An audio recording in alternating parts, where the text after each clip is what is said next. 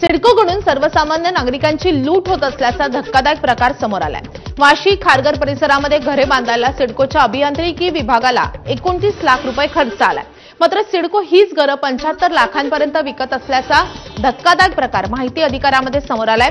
विशेष म्हणजे हे सिडको आमदार किंवा खासदार आणि सनदी अधिकाऱ्यांसाठी पंचतारांकित गृह प्रकल्प उभारत असून त्यांच्या किमती सर्वसामान्यांना विकल्या जाणाऱ्या घरांपेक्षाही कमी आहेत। सिडकोच्या कारभारावर नागरिकांकडून तीव्र नाराजी व्यक्त करण्यात येते, तर अव्वाच्या सव्वा दर ठेवल्यानं सिडकोच्या घरांकडे आता नागरिकांनी पाठ फिरवायला सुरुवात केली आहे। सिडकोच्या या कारभारावर प्रशासन काही कारवाई करणार का, याकडे आता सगळ्यांचंच लक्ष असेल। जे घर 35 लाखाला बनतं ते घर हे 74,10,000ला विकतात, म्हणजे जवळजवळ 120 ते 100 ते 120% प्रॉफिट मार्जिनमध्ये विकतात।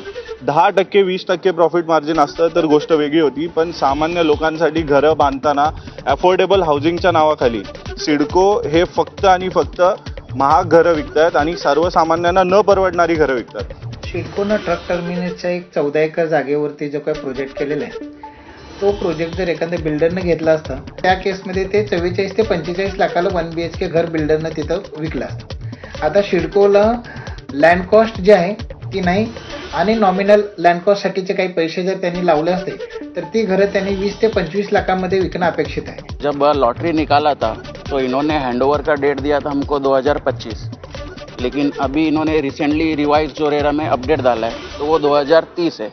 सिडको ने इनिशियली जब वो लोग के लिए निकाला था तो 18,000 रुपये पर स्क्वायर फीट कॉस्ट था, लेकिन उनके रिकमेंडेशन के हिसाब से 17,000 उन्होंने कम कर दिया, यानी एक घर के पीछे 25 लाख रुपए उन्होंने रेट कम करा है और हमारे लिए 24,000 रुपये पर स्क्वायर फीट है।